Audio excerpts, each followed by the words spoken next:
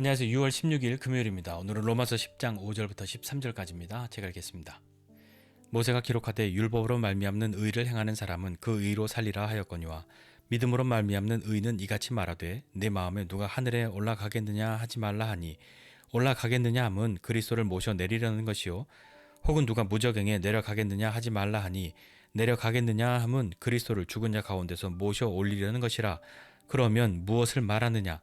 말씀이 내게 가까워 내 입에 있으며 내 마음에 있다 하였으니 곧 우리가 전파하는 믿음의 말씀이라. 내가 만일 내 입으로 예수를 주로 시인하며 또 하나님께서 그를 죽은 자 가운데서 살리신 것을 내 마음에 믿으면 구원을 받으리라. 사람이 마음으로 믿어 의에 이르고 입으로 시인하여 구원에 이르느니라. 성경에 이르되 누구든지 그를 믿는 자는 부끄러움을 당하지 아니하리라 하니 유대인이나 헬라인이나 차별이 없음이라. 한 분이신 주께서 모든 사람의 주가 되사 그를 부르는 모든 사람에게 부요하시도다. 누구든지 주의 이름을 부르는 자는 구원을 받으리라. 아멘. 율법의 의로 말미암아 그 의를 행하는 사람은 그 의로 살 것이다. 이렇게 말씀하고 있습니다. 모세의 율법이죠. 모세 율법은 뭡니까? 하나님께서 모세를 통하여 백성들에게 주신 율법이죠. 이 율법은 악한 것입니까? 이 율법은 부정한 것입니까? 틀린 것입니까? 그렇지 않죠. 이 율법은 하나님이 하나님의 백성들에게 주신 것이니까 이 하나님으로부터 나온 이 율법을 지키고 율법대로 사는 것이 이 백성의 부르심 받은 백성들의 사는 삶의 방향이고 삶의 모양이어야 하는데 문제가 있습니다. 문제는 뭐냐면 율법 자체에 문제가 있는 것이 아니라 율법을 지키는 사람들에게 문제가 있는 것이죠. 어떤 문제냐면 이 율법을 그 어떤 사람도 완벽하게 지켜서 그 율법을 완벽하게 지켜내는 것으로 나는 의롭다, 나는 거룩하다 할 수 있는 사람이 없다는 것이 문제이지 않습니까?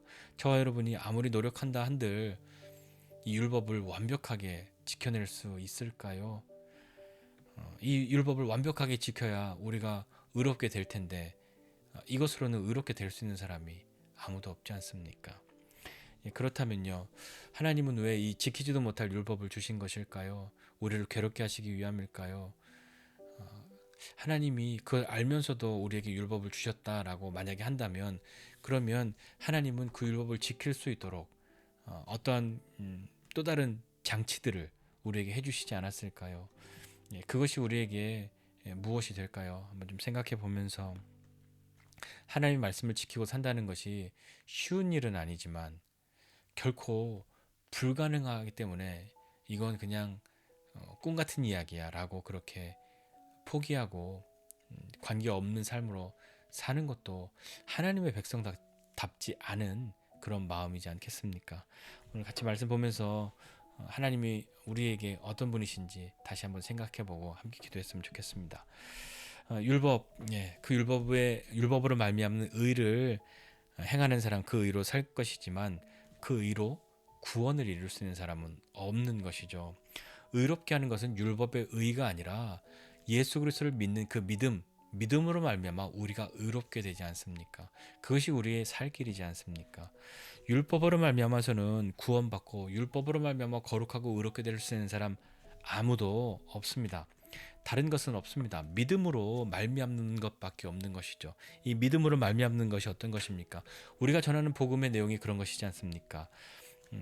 예수 그리스도께서 내 죄를 위해서 죽으시고 그리고 사망의 권세를 이기시고 부활하셔서 우리가 갚아야 할, 우리가 짊어져야 할 모든 형벌과 모든 죄의 값을 대신 치루어 주신 것을 믿는 그 믿음, 그 뻔뻔한 믿음으로 하나님 앞에 나아갈 수 있는 길이 열려진 것 아니겠습니까?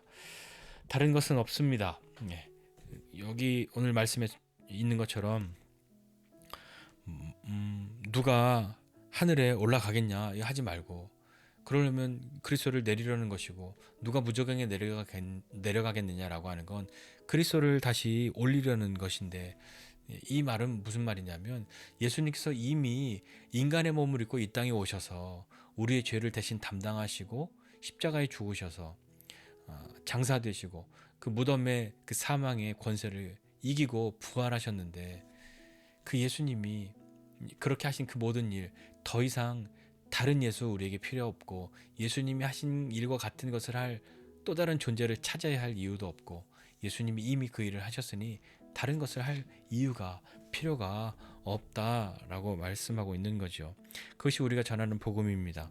그 복음은 뭐냐면 내 입으로 예수를 주로 시인하고 또 하나님께서 그를 죽은 자 가운데서 살리신 것을 마음에 믿으면 구원을 받으리라, 그렇게 말씀하고 있는 거죠. 다른 것으로 우리가 구원받습니까? 어떤 행위들을 통해서 우리가 뭐 구원받았습니까? 무엇을 하면 너는 구원받아, 무슨 뭐 어떤 시험을 통과하면 너는 구원받아, 그것이 아니라 하나님의 자녀가 되고 우리가 건져냄을 당하는 유일한 길은 예수 그리스도께서 우리의 주이시라는 것과 하나님께서 예수님을 통하여 우리의 모든 죄값을 치르게 하시고 그 예수님이 부활하신 것, 그것을 믿는 그 믿음, 그 믿음으로 하나님 앞에 나아가는 것 아니겠습니까? 그 믿음의 내용이 우리에게 그것입니다. 우리 입술로 고백하는 것은 예수가 나의 주님이시다, 하나님께서 예수님을 죽은 자 가운데서 살리셨다, 그것을 우리가 믿고 입으로 시인하여 구원에 이르는 것이죠. 그렇게 되면 어떻게 됩니까? 11절 이하에 보니까 그를 믿는 자는, 누구든지 그를 믿는 자는 부끄러움을 당하지 아니하리라, 이렇게 말씀합니다. 그건 뭐냐면 유대인이나 헬라인이나 차별이 없다, 그렇게 한 분이신 주님께서 모든 사람의 주가 되셔서 그를 부르는 모든 사람에게 부유하시다, 이렇게 말씀하는데, 하나님은요 우리를 구원하심에 있어서 유대인이나 헬라인이나 또 다른 이방인들이나 차별이 없으시죠. 예수님의 이름을 부르는 사람들을 향해서 부끄러움을 주지 않으시는 분이십니다. 너가 누군데, 너는 이방인이잖아, 너는 아무것도 한 것도 없잖아, 그렇게 하시는 것이 아니라 누구든지 주의 이름을 부르면 그는 구원을 받는 것이죠. 주님의 이름을 왜 부릅니까?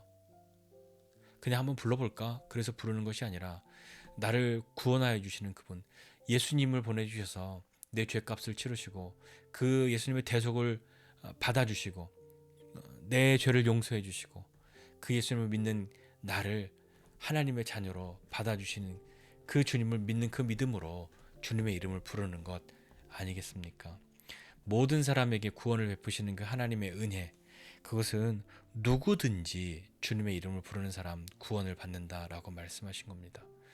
그가 유대인이든 헬라인이든 또 다른 사람이든, 그가 죄인이든 더 악한 죄인이든 조금 남보다 나는 덜 죄인이야 라고 생각하는 사람이든 그 누구든지 간에 예수님의 이름 외에는 우리에게 구원 얻을 만한 길이 없다는 것을 믿는 그 믿음으로 주님의 이름을 부르는 사람들, 그 믿음이 있을 때, 그 주님 앞에 고백을 할 때, 주님의 이름을 부를 때 주님은 우리를 부끄럽게 하지 않으십니다.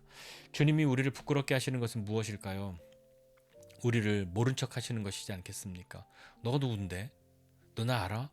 이러면 우리도 다른 사람들을 향해서 그렇게 불렀는데, 내가 아는 사람이라고 불렀는데 나를 모르는 척하고 그러면 얼마나 민망하고 부끄럽습니까?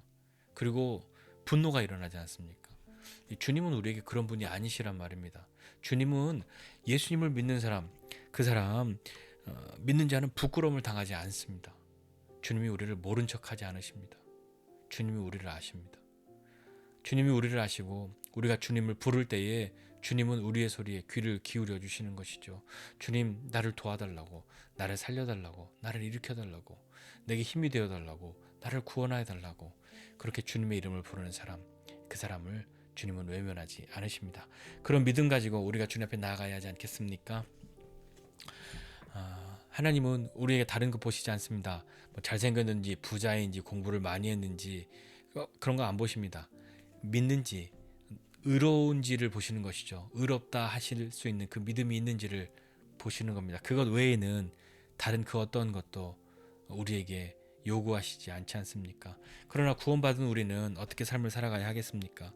율법의 의로움으로 내가 하나님을 향해서 내가 이렇게 하였으니 주님 나를 구원해 달라고, 구원의 내 자격 요건들을 갖추었으니 하고 뭔가 내가 쌓아둔 것을 요구할 수 있는 그런 것이 아니라, 믿음의 의는 내가 했기 때문에 하나님 구원해 달라고, 내가 이렇게 한 것 때문에 하나님이 나를 구원하셔야만 한다고 요구할 수 있는 것이 아닌, 나는 구원받을 수 없는 존재이나, 나는 죄인이나, 나는 스스로 깨끗하게 할 수 없는 사람이나, 내 죄를 어떻게 감당할 수 없는 사람이오나 주님이 내게 행하신 것, 그것을 믿고 내 죄를 대신 담당하신 그 주님 앞에 믿음으로 나아갈 때 위로부터 오는 은혜가 우리에게 있는 것 아니겠습니까?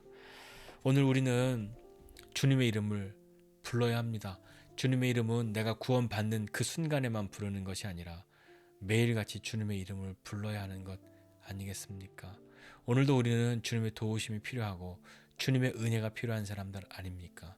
우리에게 들었던 그 복음, 내가 들었던 그 복음을 또 나도 말할 수 있는 사람이 되어야 하니 주님의 도우심이 또한 필요하지 않겠습니까? 오늘 내가 그 주님의 이름을 말해야 할 사람이 있지 않습니까? 그 주님의 이름을 들려주어야 할 사람이 있지 않습니까?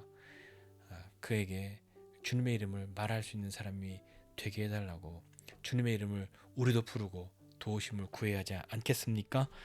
주님은 우리가 주님의 이름을 부를 때에 결코 절대로 모른 척하지 않으십니다. 못 들은 척하지 않으십니다. 그 주님이 우리의 하나님, 우리의 아버지이십니다. 그 믿음 가지고 오늘 하루도 용기 있게 살아가는 저와 여러분 모두가 되시기를 주님의 이름으로 축복합니다. 기도하겠습니다. 하나님 아버지, 은혜와 사랑을 감사드립니다. 하나님 우리에게 예수님을 보내주신 것 감사합니다. 예수님으로 말미암아 주님 앞에 나아갈 수 있는 길이 열려진 것 감사하고 그 믿음을 우리에게 허락하여 주신 것 감사합니다.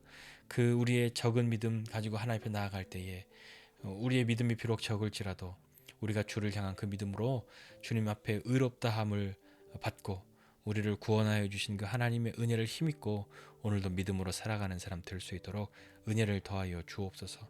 주님, 어떠한 마음의 상태로든지 간에 오늘 우리가 주님의 이름을 부를 때에 주님이 우리를 모른 척하지 않으시고 못 들은 척하지 않으시는 분이신 줄 믿고 주님의 이름을 부르오니 구원을 베푸시는 주님, 나를 구원하신 것처럼 주님의 이름을 부르고 구원받아야 할 사람들, 그들을 우리로 알게 하여 주시고 주님의 이름을 전할 수 있는 믿음의 사람 되도록 은혜를 더하여 주시옵소서.